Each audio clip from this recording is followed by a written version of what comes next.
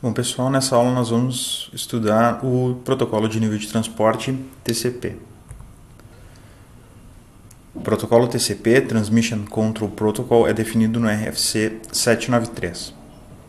Ao contrário do protocolo DP que nós vimos anteriormente, o protocolo TCP é um protocolo de transporte orientado à conexão.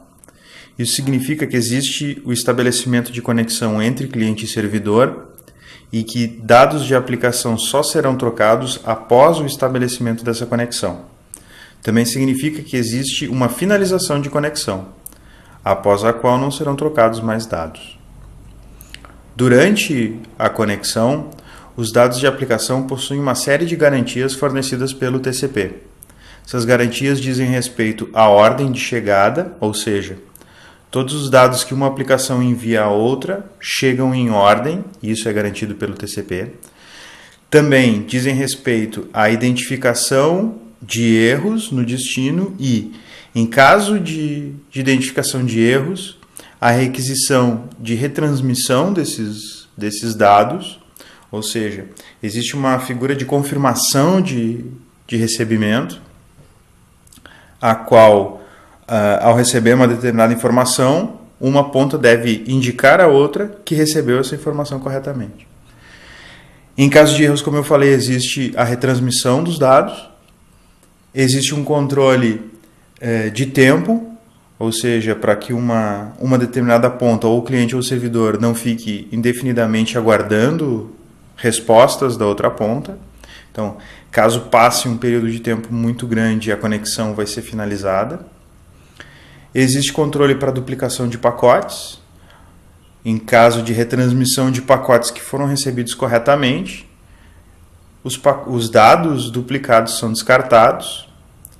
Também existe o controle de fluxo de envio de dados. Fluxo significa que eu não vou transmitir dados a mais do que a outra ponta é capaz de processar, é capaz de receber. Ou seja, eu vou ter uma garantia de quantos bytes eu posso enviar para o destino sem sobrecarregar ele. Esse é o cabeçalho TCP. Nós vamos ver cada um desses campos, analisando inicialmente os campos que nós já conhecemos, que são iguais aos do UDP, e depois vamos analisar os outros campos função por função, ou seja, nós vamos analisar cada uma das funções que o TCP faz, quais os campos envolvidos e vamos descrever esses campos. Então vamos iniciar analisando os campos que nós já conhecemos.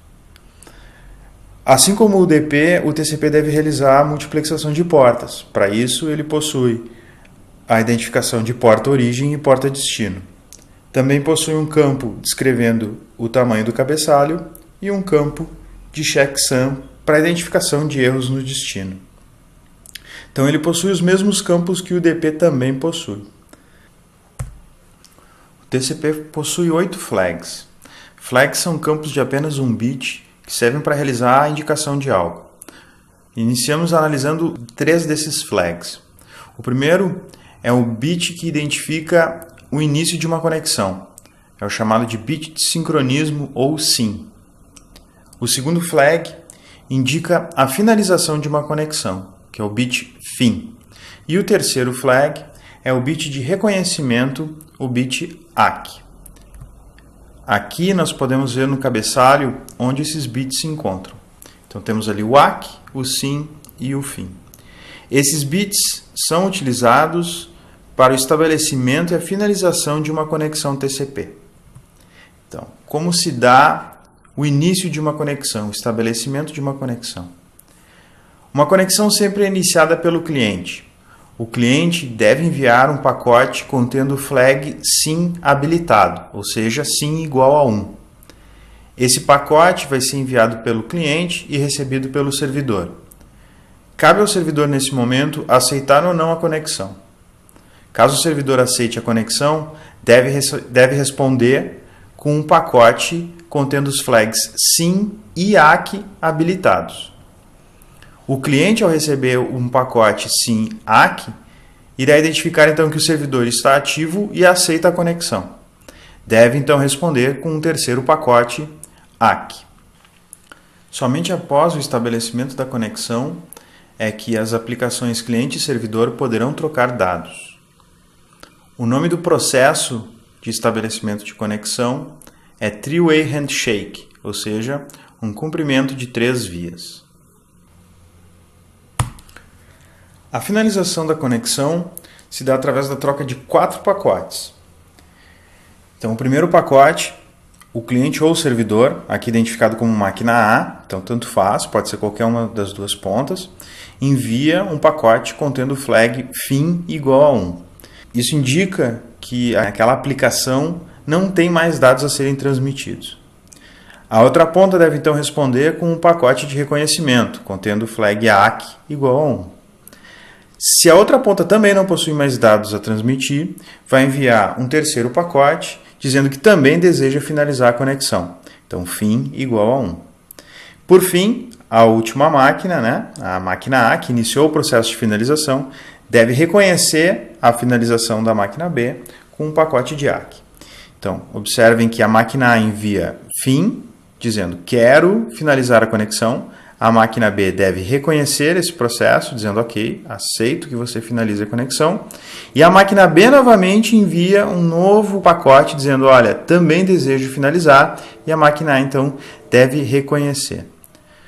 Nota-se que existe aqui 2 pacotes que poderiam ser unidos em um pacote só. Nós poderíamos ter um pacote contendo os flags ACK igual a 1 e FIN igual a 1, o que economizaria um pacote na comunicação. Esse processo é conhecido como a finalização em 3 vias, ou seja, a máquina A diz, quero finalizar a conexão, a máquina B diz, aceito, reconheço a sua finalização e também desejo finalizar, e por fim a máquina A diz que reconhece a finalização da máquina B também. Aqui nós temos então uma visão geral de uma conexão. Ou seja, o cliente inicia a conexão enviando um pacote de SYN, o servidor aceita a conexão através de um pacote SYN-ACK e o cliente então aceita ou reconhece o aceite de conexão através de um pacote ACK. Após esses 3 pacotes, existe então a troca de dados de aplicação.